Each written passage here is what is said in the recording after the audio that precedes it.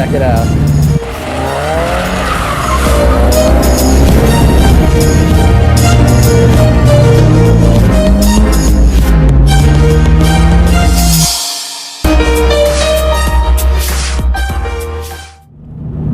What's up everybody, Super Duper fan here for another weekly update. This is update number 21. So what's new with the BRZ this week? Well, I passed over 18,000 miles on it, still running extremely well, no complaints whatsoever. The rattles haven't come back, so that's good. I appreciate someone who mentioned that the rattle in the back is a common problem, that I can play around in the trunk back there and find those tabs that'll quiet that down, but I actually haven't had it happen since last week, so not going to worry about it again here until it starts bothering me again. Also, thanks to, there was one or two people that actually said they've worked with Plasti Dip for a few years and they've had a lot of experience with it, and they say that I'd be better off just wrapping my roof instead of Plasti Dipping, and a few others said just go and wrap it instead, and that makes sense. I actually was really close to buying a wrap a few months ago and the deal didn't work out, but I'd still be interested in buying a black, probably like a gloss black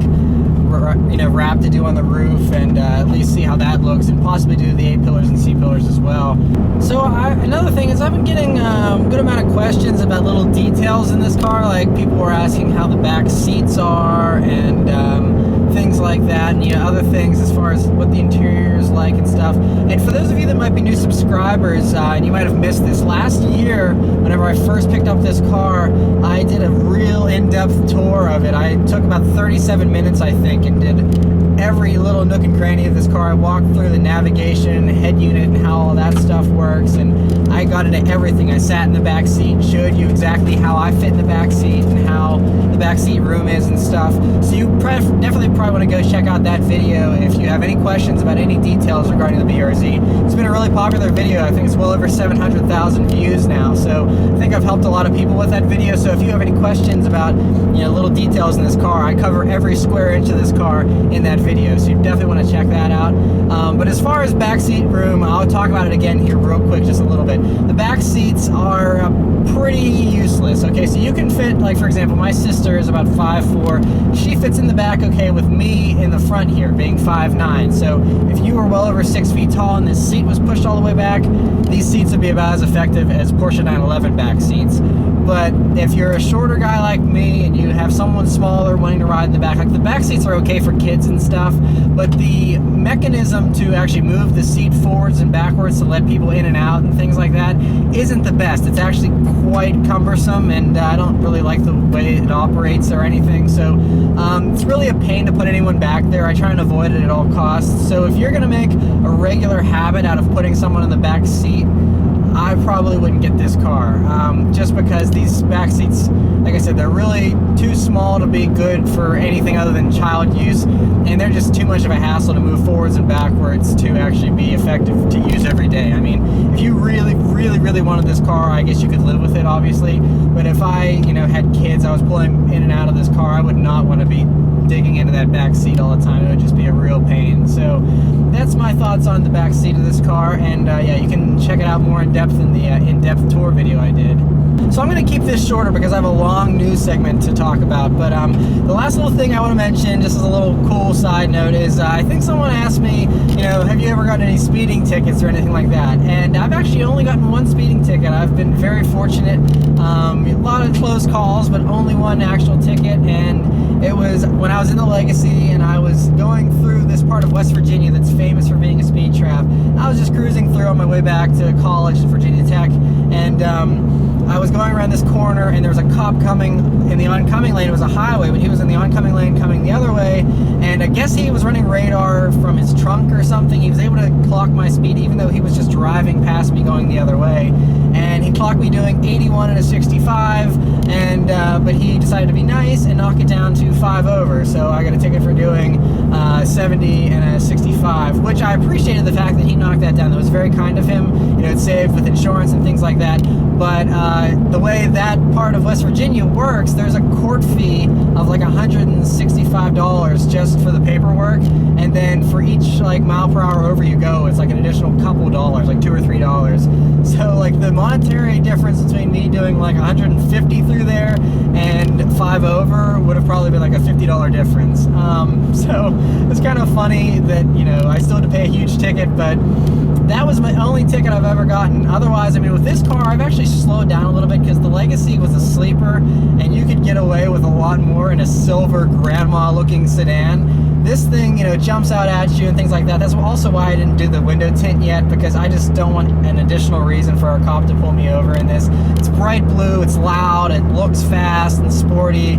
So I kind of toned it down a little bit. I know I can't get away with as much in this car as I did in the Legacy.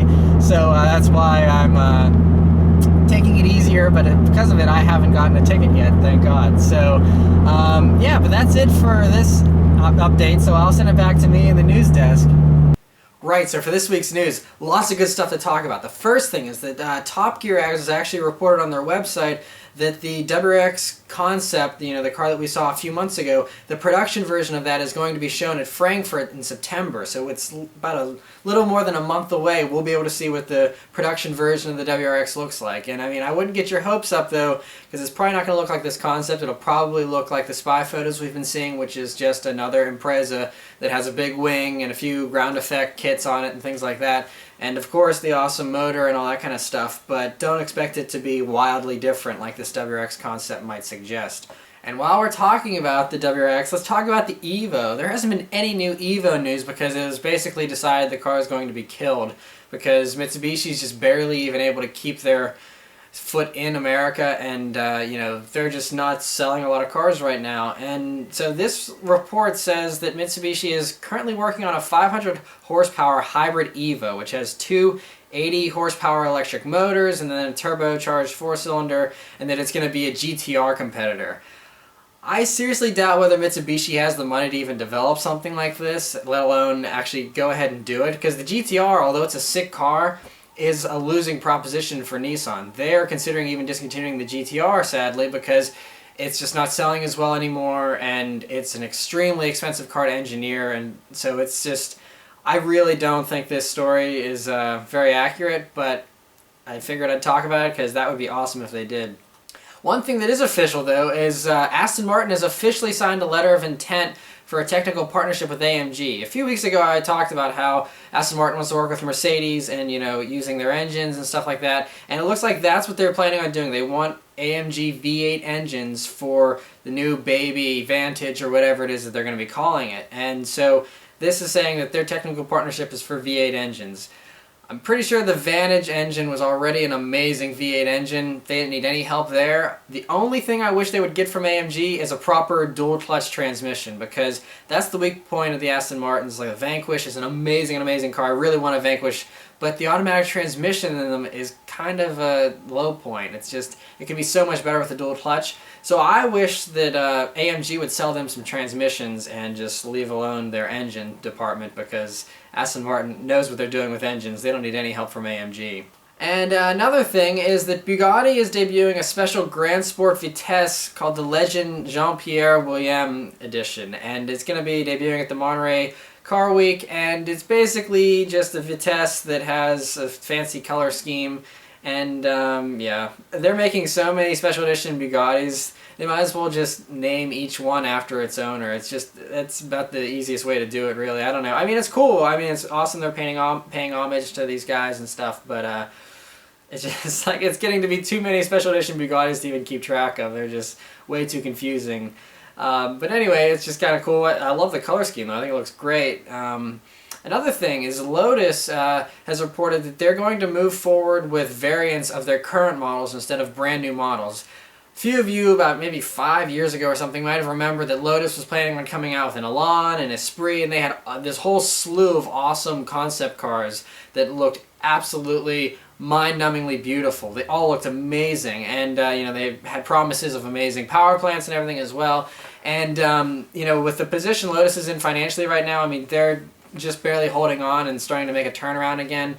And you know, they're not selling a ton of cars either, so I think this is smart for them to just make new variants. I mean, the current Evora and Elise are really awesome cars, and the Esprit, I think they're still planning on coming out with that eventually. It's just a very slow development process, but can't go wrong with the current Lotuses, so I'm glad they're just going to be developing those.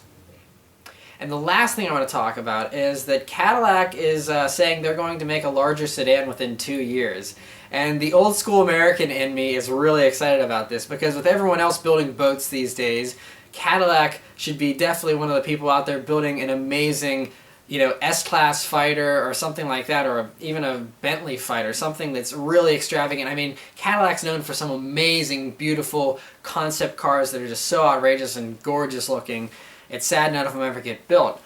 So this is saying they're going to make a larger sedan, and I really hope they just pull out all the stops and really make an amazing S-Class fighter that's just going to be really impressive, because this is what Cadillac's known for. I know Cadillac wants to be, you know, this BMW fighter and be this like aggressive small car manufacturer and stuff, but they know how to make a proper luxury sedan. So I'm really looking forward to that. I mean, Cadillac's been turning out some great products recently, between the ATS and the CTS. They both look so beautiful, and the ELR is a cool idea. All kinds of cool stuff. So pretty excited for this new Cadillac. I'm hoping for some retro cues, maybe even some fins. That'd be cool.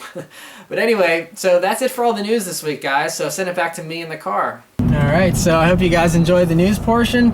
And as always, I'll leave you with a nice little acceleration here.